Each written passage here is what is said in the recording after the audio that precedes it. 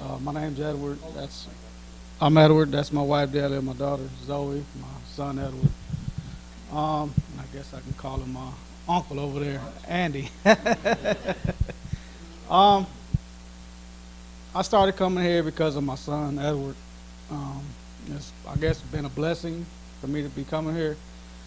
We used to attend Christian Life Church on Westgate, and there was times where they're getting up wanting to go to church, and I'm like, whatever, I don't want to go. But when I started coming here, it's just like something just changed.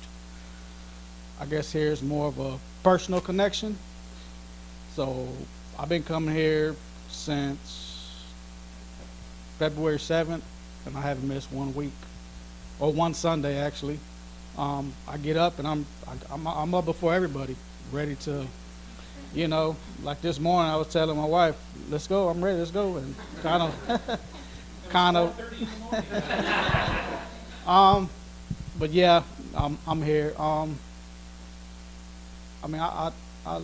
lived a pretty tough life, kind of like Andy over here.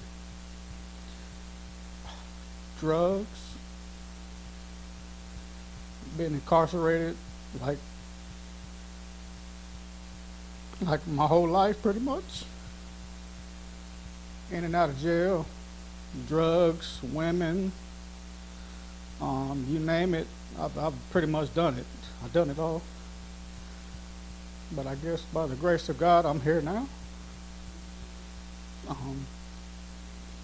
Like I said, in and out of jail, my mother was shot and killed by her boyfriend. And I was probably like 10 years old, 7, 8, 9, I don't remember really, but then my dad passed away maybe about 20 years old. He was a pretty heavy alcoholic. But I'm still here. I'm still here, in and out of jail, like I said, literally in and out of jail. At at one point, when I finally went to jail for the first time, it was pretty rough because I guess I was marked as they said, I was like, they told me I was like the biggest drug dealer in Austin, which I was like, really? I'm like, whatever. So, going to jail, getting out, continuing to do the same thing. And then I finally ended up in South Austin. My father bought a home. And I guess Delia here had her eye on me for whatever reason. I was a night owl. I was pretty much a night owl. Slept all day, ran the streets all night, and for some reason she still hung in there. I don't know why, and we finally started, dating. It was kind of rough. Her dad didn't want her seeing me because of the lifestyle I was living. But I always told myself, you can't judge a book by its cover. And when everything was all said and done, Delia finally came out, pregnant while she was still in high school. I didn't have a job. I was still running the streets, doing my thing. And then I found out she was pregnant. And literally from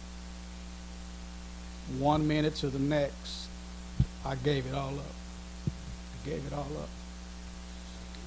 up. Started working a full-time job, making like $6 an hour. I'm like, what am I gonna do with $6 an hour when I was out there making, thousands of dollars a night? But I hung in there. I stuck it out. It was really rough, really, really rough. I wasn't able to do the things I was able to do when I was out there on the streets, versus what I'm doing now. But everything worked out. I always believed there was a Jesus, but I didn't really have anybody to push me to really tell me that. Like I said, my mother was killed when I was still young. My father passed away when I was still in my teenage years, actually. And I mean,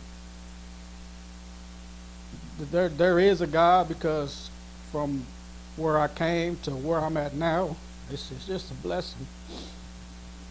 It's a big blessing, because I mean, I think if I would have continued doing what I was doing without knowing Jesus, I probably wouldn't be standing right here. I probably wouldn't have my son Edward, Zoe, probably wouldn't have met Delia here.